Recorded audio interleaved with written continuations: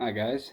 Uh, you'll have to pardon the mask in the house. My brother, a little brother, was exposed to COVID-19, um, and with the way my dad is coming out of the hospital and everything, we have thought it best that we wear masks inside the house.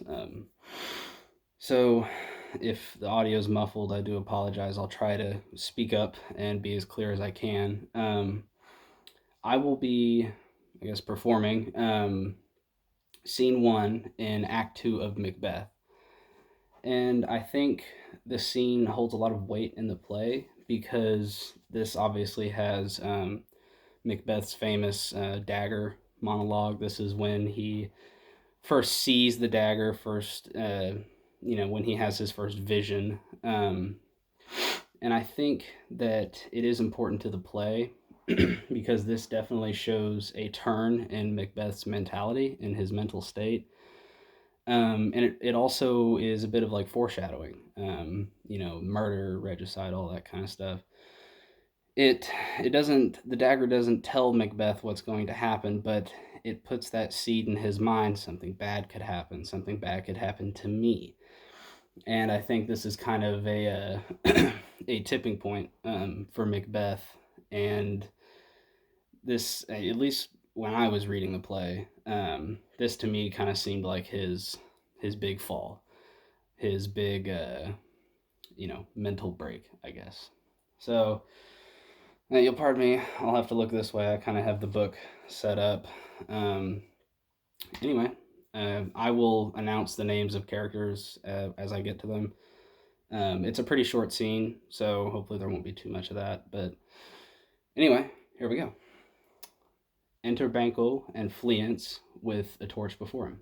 Banquo. How goes the night, boy? Fleance. The moon is down. I have not heard the clock. Banquo. And she goes down at 12? Fleance.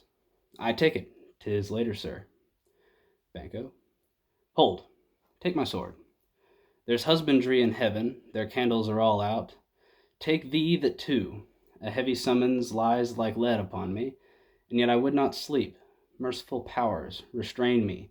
The cursed thoughts that nature gives way to in repose. Enter Macbeth and a servant with a torch. Give me my sword. Who's there? Macbeth. A friend. Banquo. What? Sir, not yet at rest? The king's abed.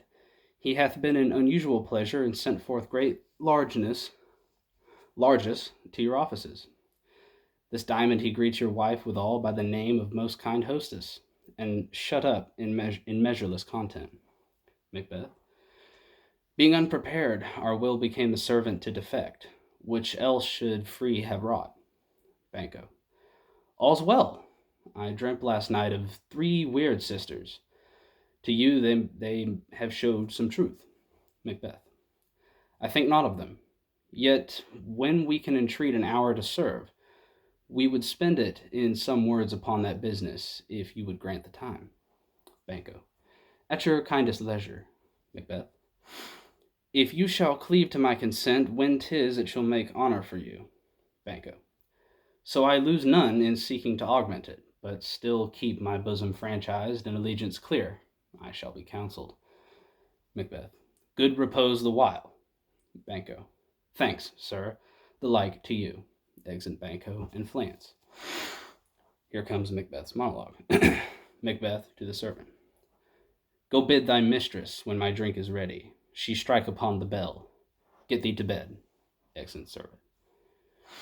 Is this a dagger which I see before me? The handle toward my hand? Come, let me clutch thee. I have thee not, and yet I see thee still. Art thou not fatal vision, sensible to feeling as to sight? Or art thou but a dagger of the mind, a false creation, proceeding from the heat-oppressed brain? I see thee yet, in a form as palpable as this which I now draw. Thou marshalest me the way that I was going, and such an instrument I was to use. Mine eyes are made the fools o'er the other senses, or else worth all the rest. I see thee still, and on thy blade and dudgeon gouts of blood, which was not so before. There's no such thing. It is the bloody business which informs thus to mine eyes. Now o'er the one half world nature seems dead, and wicked dreams abuse the curtained sleep.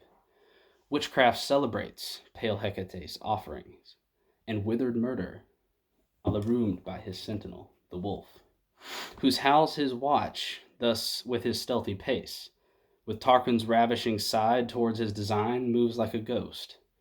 Thou sure and firm said earth, hear not my steps which they walk, for fear the very stones prate of my whereabout, and take the present horror from the time which now suits with it.